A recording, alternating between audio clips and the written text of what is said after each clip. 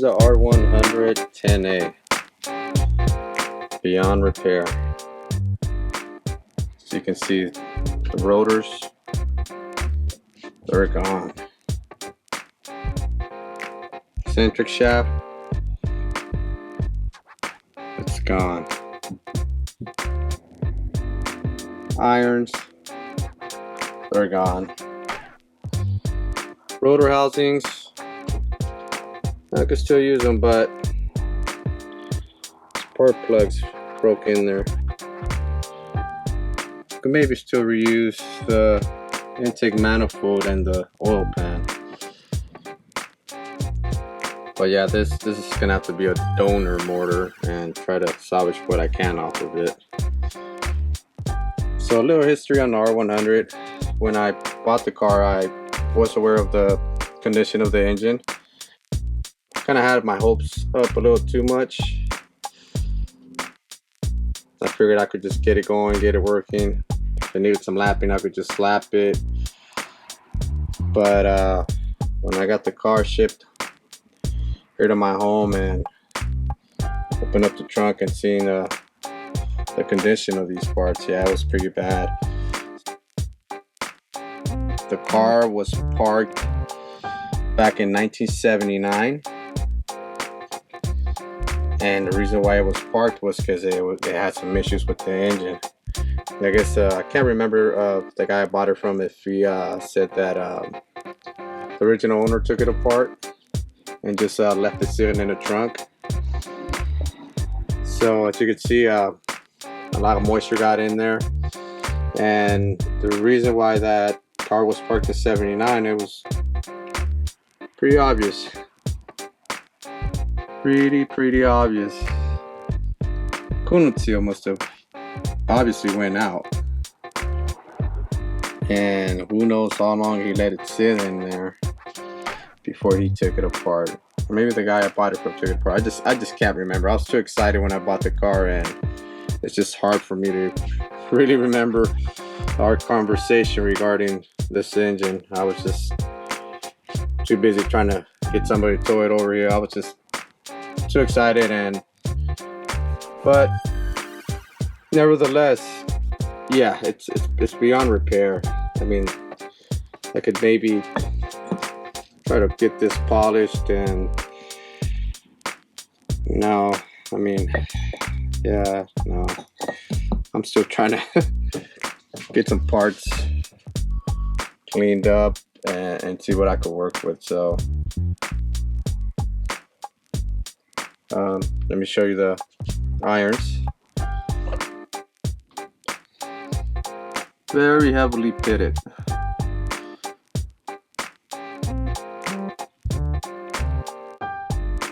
Too bad I won't be able to use these. I mean, even if I tried lapping these, it's just, there's no way I could get them back into shape. I could probably use this. This looks pretty neat. And here's the front iron, the front side housing. It's pretty bad too. But yeah, I mean, just what a shame. The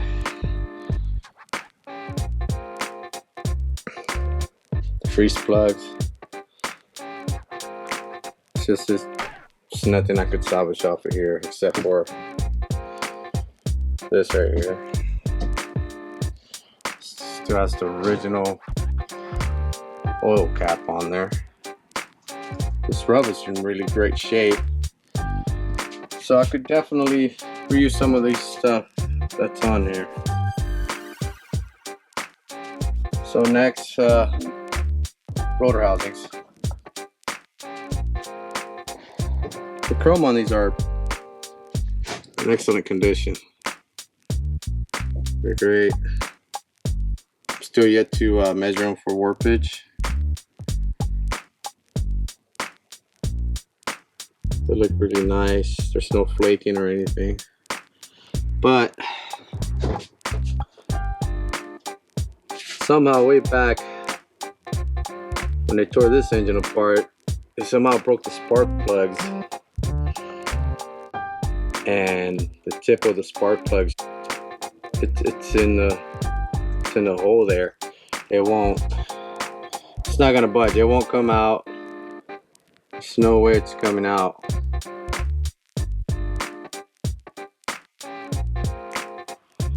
So I would have to send it out to the machine shop so they could extract it out somehow. Next, we're gonna move on to the front cover, so you guys can check it out. Here's the front cover.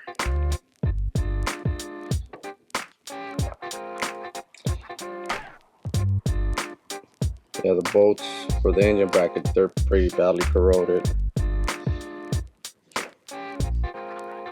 Oil cooler lines corroded. That's going to be tough to get off, or maybe I might be able to get off of there. But I'm not worried about this. I could definitely work with the front cover. And this is pretty interesting. That's a huge drive for the oil pump. Check that out. 10A front cover. It's just something from a different world. It's pretty cool. But yeah, I could definitely work with this. I'm not worried about this. This will polish up nice once I'm done with it.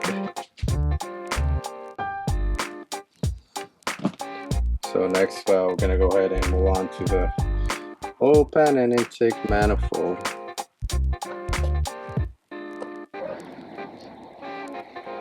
Alright, so here's the oil pan and the intake manifold. I just thought I might throw in the carburetor too. So yep, this is about as good as it gets. This will definitely clean up pretty good.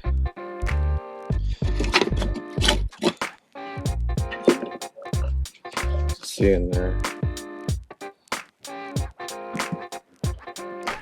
Everything seems to be still be intact. So I mean, this thing is so tiny. Look at that.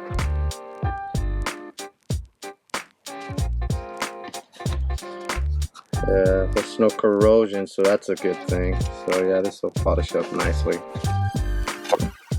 And I could just send this out to get re-chromed and yellow chromated. And these usually break and crack, and this one's in excellent shape too. This will shine up really, really nice. So now the carburetor seems to be complete, and everything seems to be moving, so it's not seized.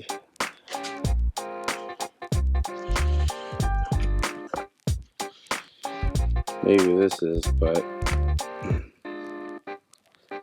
I'm sure I could get it break free. Oh.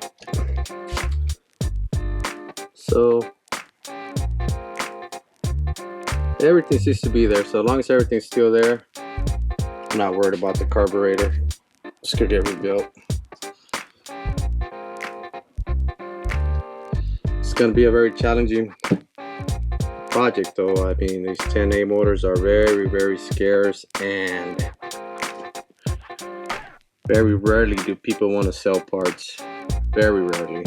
If they're like me, they're gonna want to hoard them and sell them. Can't blame them, you know. You can't just don't find these parts anymore. It's a 10A oil pan. Look at that thing.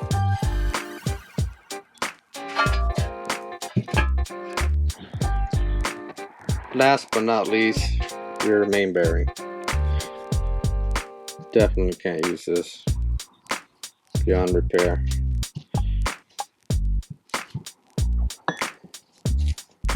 But interesting fun fact.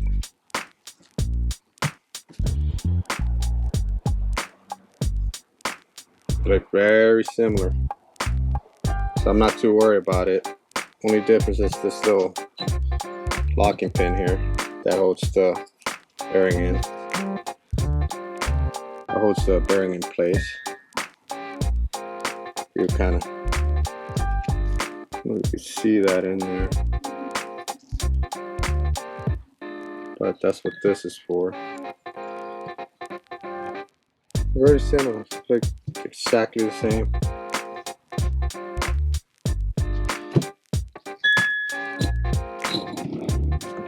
So there you go, beyond repair.